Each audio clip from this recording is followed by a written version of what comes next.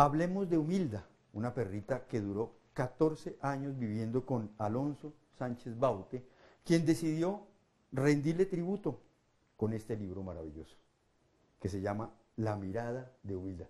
Alonso, muchas gracias.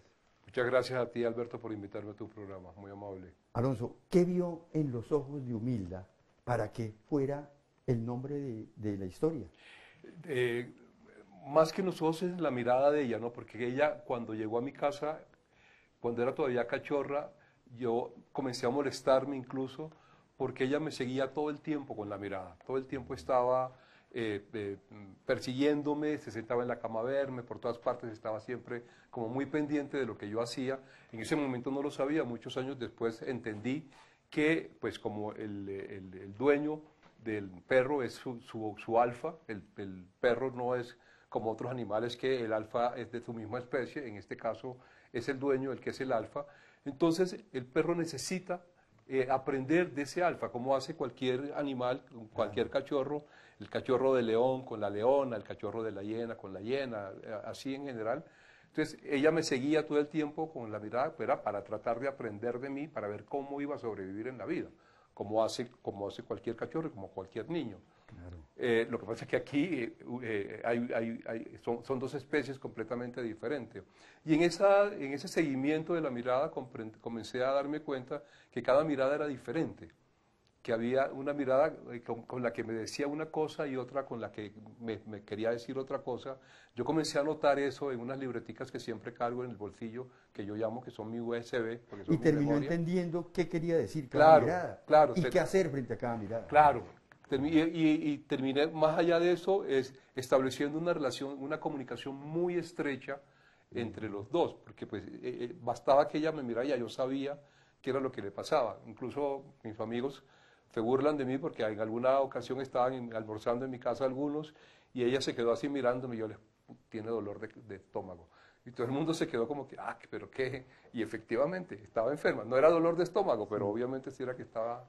Pero ahora volteemos la cosa porque aquí hay muchas historias también desde el animal. Es decir, el animal también sentía las pesadumbres de su dueño, de Alonso. ¿Cómo se manifestaba eso? La mascota en general siente, padece, de hecho, lo que su dueño está sintiendo en ese momento. Conozco muchos casos de mascotas que se enferman al mismo tiempo que se enferma su dueño.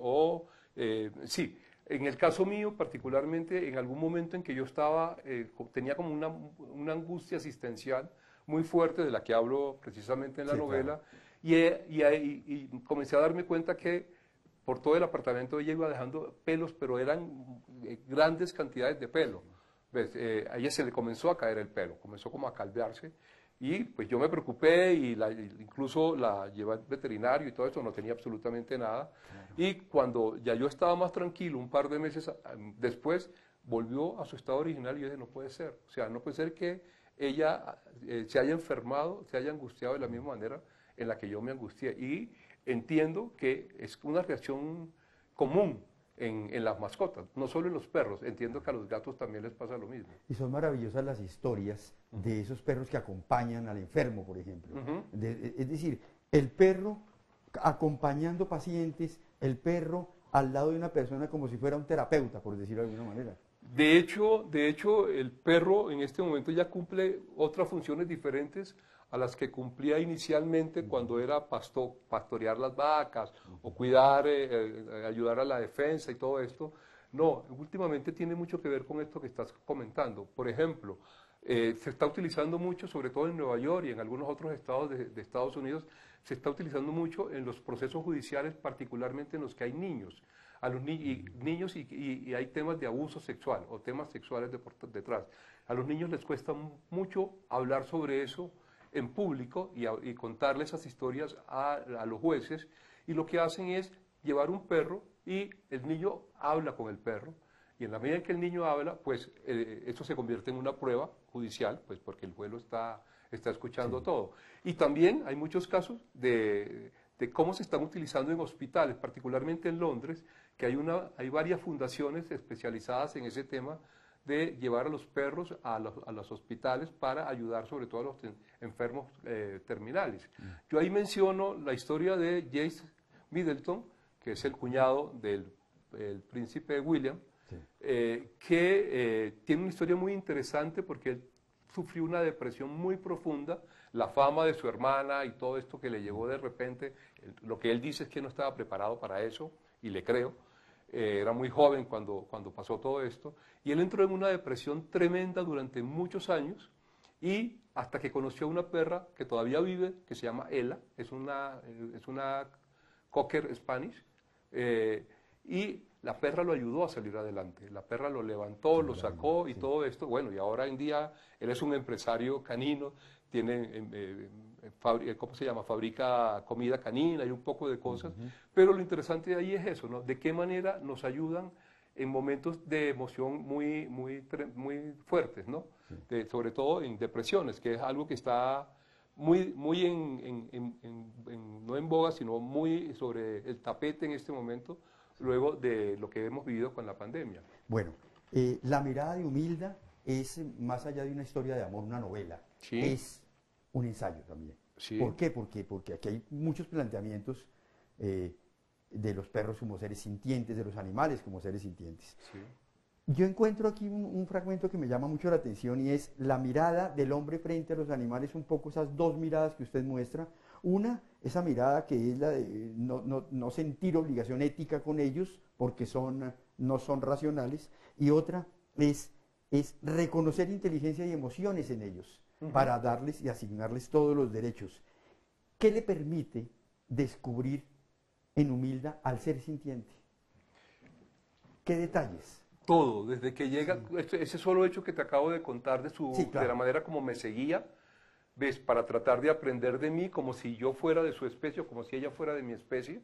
Y ese solo hecho me genera un vínculo muy estrecho con ella, porque además ella llegó, cuando la adoptamos, tenía apenas 3 semanas de nacida, yo terminé de amamantarla con un biberón, y eso estrechó mucho más el lazo entre nosotros.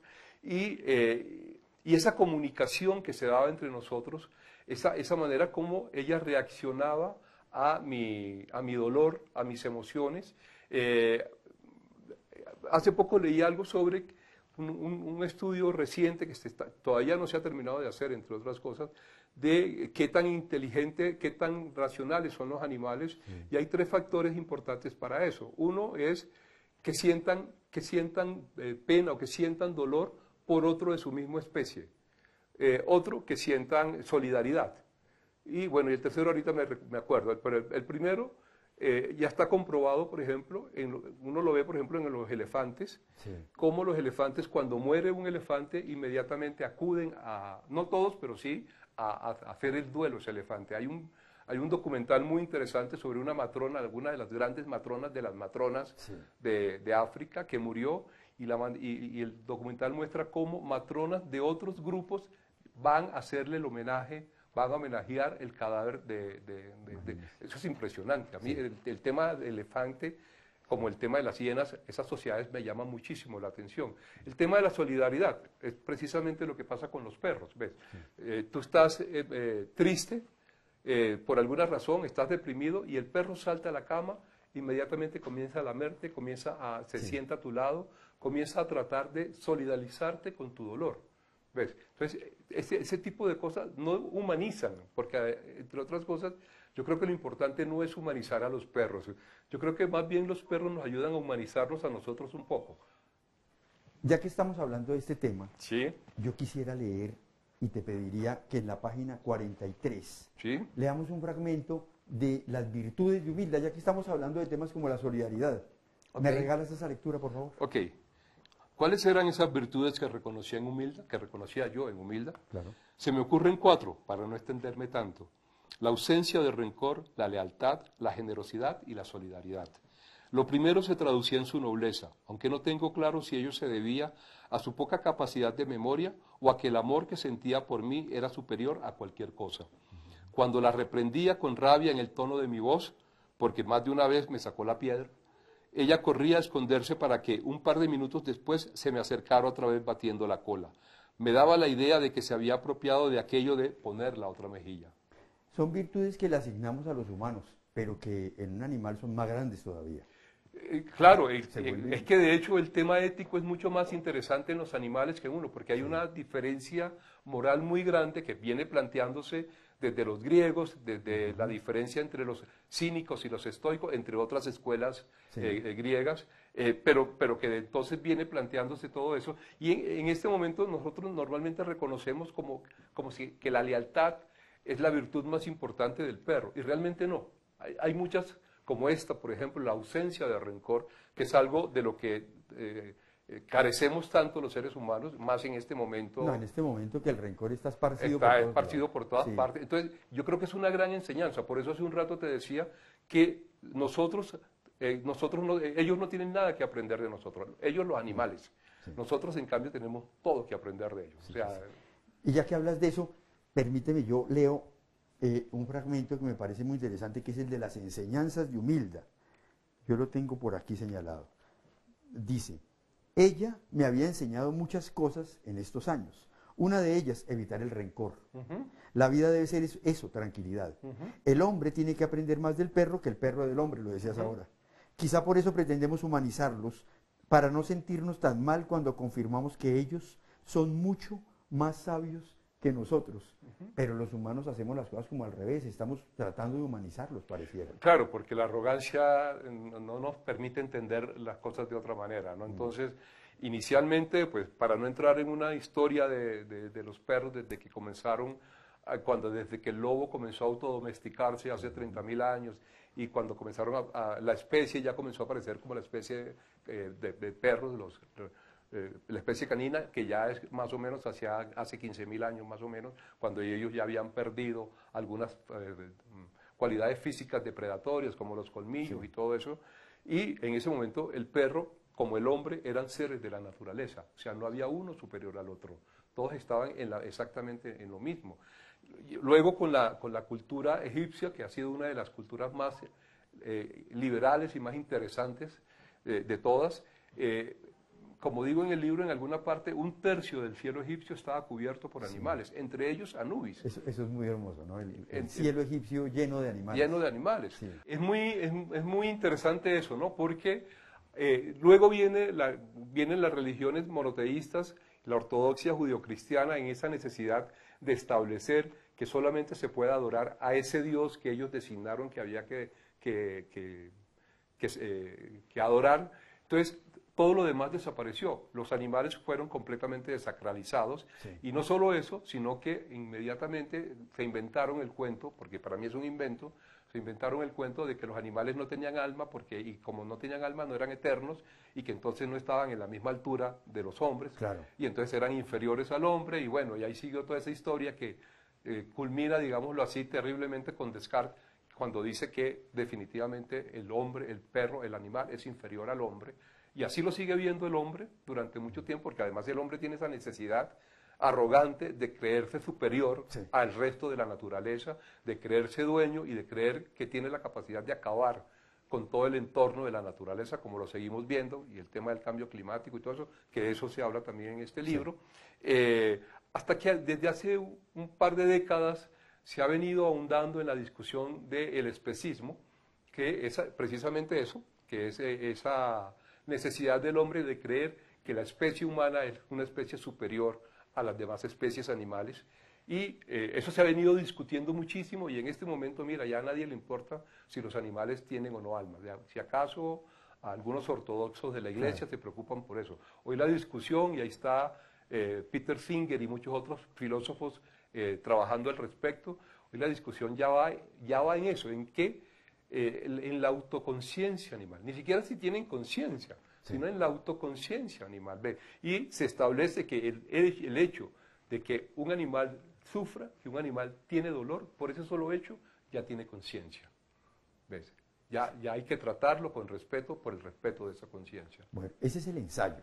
Sí. Ahora hablemos del sentimiento del hombre que vive con humildad, de Oscar. Por ejemplo, en esa etapa tan dura que fue la pandemia, ¿qué significó humildad como acompañamiento? Porque Alonso vivía con humildad, solo los dos. Sí, afortunadamente a mí me pasó con la pandemia que desde que me dediqué a la literatura hace 25 años, Pues yo vivo solo, el apartamento mío queda en la mitad de un parque, al frente pues tengo una vista maravillosa de Bogotá, pero sobre todo tengo árboles pegados a mi ventana y vivo en esa soledad y en ese silencio sobre todo. Incluso en el libro cuento cómo cuando nos mudamos a ese apartamento, Humilda se despertaba en la madrugada a ladrar al balcón porque los pájaros la despertaban. Así era el silencio que teníamos nosotros. Claro. Entonces, para mí la pandemia al principio, pues, al principio fue un poco angustiante por lo que yo leía que sucedía en las redes, de los amigos que me llamaban por teléfono y eso, pero en algún momento me pregunté, ¿pero por qué? Si esto es lo que yo he vivido toda la vida, ¿ves? Y ahí asumí con toda la tranquilidad la pandemia, pero además, precisamente por lo que tú estás planteando, y es que tuve la compañía de Humilda. ¿Eso qué me permitía? Me permitía salir a la calle las veces que yo quisiera salir, unas calles absolutamente solitarias, entre otras cosas, sobre todo en la mañana cuando salíamos, cuando la sacaba al baño, absolutamente solitarias.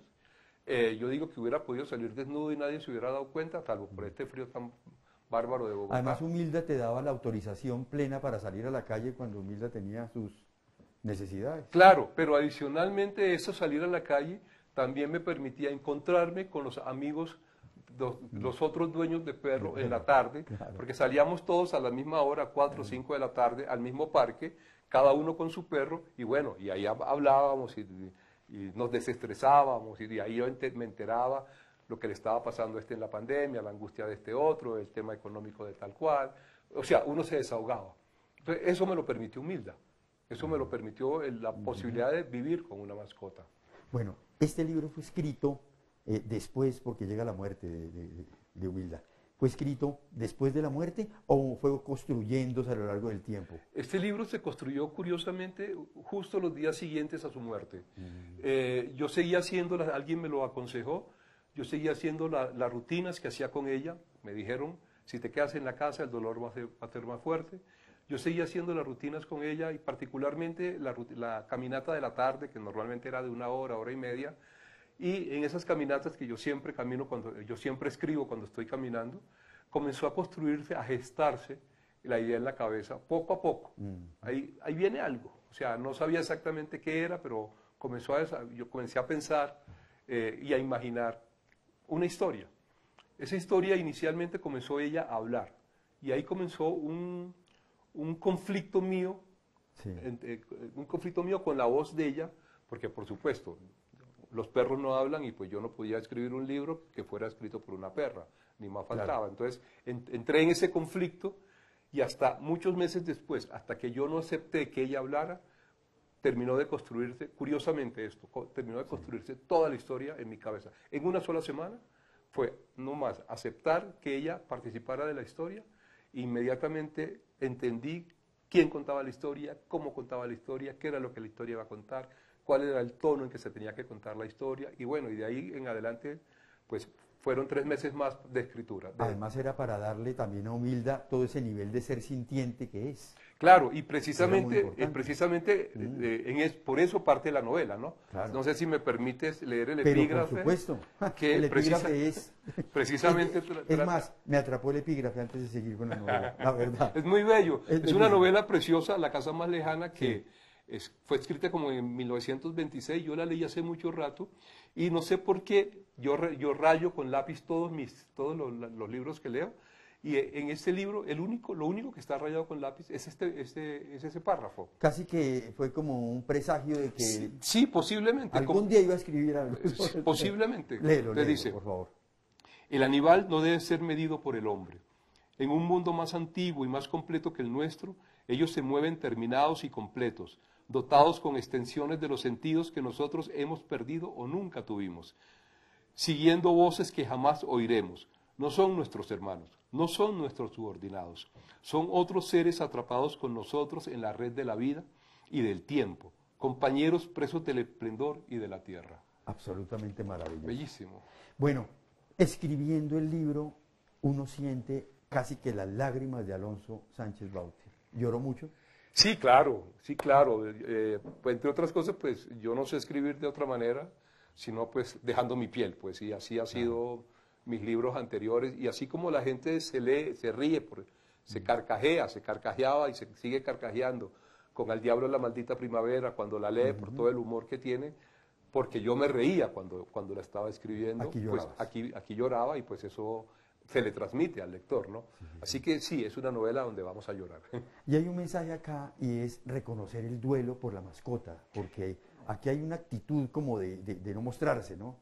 Sí, hay un tabú social Sí. que hay como una ley no impuesta o ley no dicha de que las personas solo podemos sentir ciertas emociones por otras personas, pero no por los animales. Y por eso se cuestiona mucho cuando ve a alguien con una mascota, la relación tan cercana, tan estrecha que se tiene, y dice, pero este man qué, está loco, o sea, vive en soledad, qué sé yo, o sea, le falta algo. Y sí, faltan muchas cosas, lo que nos falta a todos en general. Lo que pasa es que la mascota nos permite expresar esas emociones con ellos de una manera que posiblemente no expresemos con el resto de personas. Entonces, hay ese tabú del que te hablo y claro, cuando un animal se muere, creo que a muchos de mis amigos o muchas de las personas, luego de publicado este libro, que me han comentado que de alguna manera sintieron vergüenza por sentir esa emoción, por sentir ese dolor tan profundo, un dolor absolutamente devastador, y se avergonzaron de sentir eso en ese momento, ¿no? ¿Y por qué? Porque hay esa necesidad, ese tabú que lo obliga a uno a reprimir esa emoción. Sí. Que uno, pero ¿por qué? Es una emoción natural, es una emoción del hombre. Sí. ¿Por qué tenemos que reprimir esas emociones? ¿Ves? Yo creo que esa es de las cosas bonitas que me está regalando este libro, ¿no? Porque con frecuencia me llegan mensajes a través del interno de mis redes, sobre Sí. todo en Instagram, sobre todo en Instagram, de personas que me mandan el libro, foto del libro con su mascota, y me Claro. cuentan la manera como sintieron la muerte de su perro en el momento en que la sintieron. Es muy duro, Sí, durísimo. es muy Sí, duro, sí. pero me alegra que el libro, que normalmente el libro se abre camino por sí solo, Claro. que el libro esté abriéndose ese camino. Claro, y ¿Ves? que toque esas fibras, ¿no? Que toque esas fibras, esas fibras. sí, porque también creo que es un libro muy empático. Es Sí. un libro que es fácil de entender, de llegar, y tiene un tema que raya, pues, que va mucho más allá del amor. No Sí. el amor entendido como el amor romántico ni como el amor erótico, sino el amor entendido en una acepción muchísima más amplia, que en la medida de la atención al otro, en la medida de la aceptación del otro, Sí. que es algo que a los colombianos particularmente nos cuesta tanto trabajo. Y Sí. más en este caso, teniendo en cuenta que ese otro es un animal, no es una persona, ¿ves? Entonces, en ese sentido, entiendo el amor en este libro, y por eso se habla tanto de generosidad como una de las virtudes, de solidaridad, Sí. y de otras maneras de aceptar y de entender, de la compasión. Eso era la tercera Sí, virtud. virtud que se me había olvidado, que te requiere, y es la compasión.